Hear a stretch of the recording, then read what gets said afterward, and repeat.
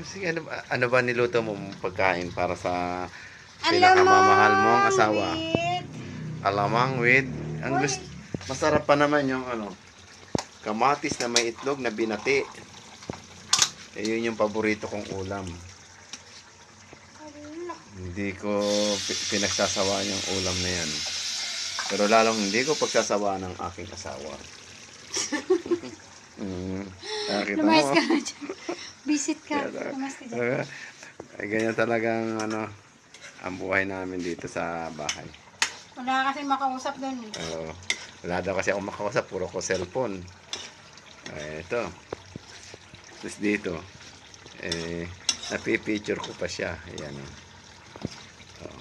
Sarapan mo yan, kasi para bibigyan natin yung anak natin ng alamang with mangga. Maluto na yan. Sige na, kumain ka na doon.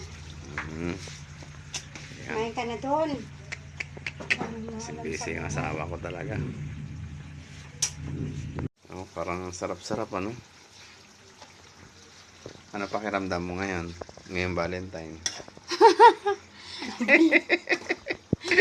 Pinarurusan mo ako magluto, mama. Maglalaba. Ano pa ba pa? Ano ba, Nararamdaman ko? ano ba pakiramdam pag araw ng mga puso? It's normal. Basta humihinga. Sa humihinga, tapos nagra-rides. Yes. I-schedule natin yung San Juan, Batangas. Magulo pa.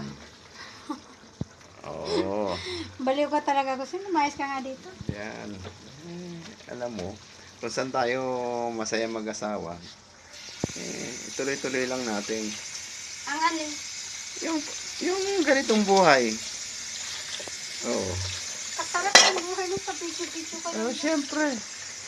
Alam mo naman alam mo ba, pag wala na tayo sa mundong ibabaw, wala na. Alaala na lang tayo. Kaya habang nabubuhay pa tayo ng dalawa, i-enjoy natin. Ala nang lumipas. Ano magulo? Thanks. Happy Valentine, Manay. Hello. Ano bang ginagawa natin? I'm cooking. Cooking. Alamangs. Ano ba yan? Pang-consumo?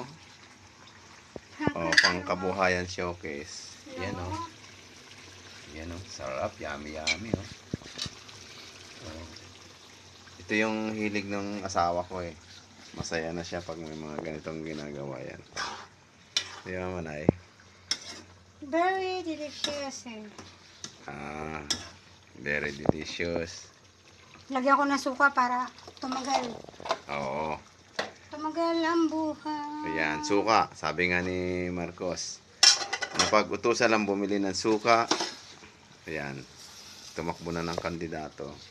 Sarap. Lagyan mo ng suka para humaba ang buhay. Ayan. Ano mga sahog niyan, Manay? Siyempre, siling hindi mawawala-wala.